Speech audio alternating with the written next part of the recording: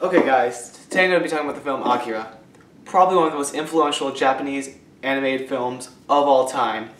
And while watching it, it's easy to see why. It is so amazingly animated, and it is very Japanese. Like, it's very different than American animation. There's a lot more violence in it.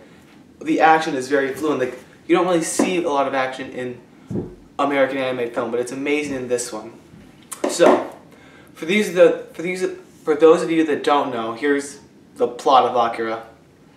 To put it simply, basically there's this weird, poorly explained science thing. Then affects a guy named Tetsuo, and he starts destroying everything, and it's up for his friend Kaneda to stop him. Now, I know that sounds like that's not really a plot, and that's because the plot of this film really doesn't matter all that much. What really matters is the animation and how beautiful everything looks, and the action. Everything else is kind of secondary. It really is a showcase for the animation. Not that it's bad. The problem with the plot is that it's very confusing. But everything does feel rushed so much that it really feels like the movie doesn't care as much, so why should you? Like the movie was based on a manga, and I'm curious to see how the manga went because that would have to focus more on the story. So maybe underneath there is a very good story, very deep story.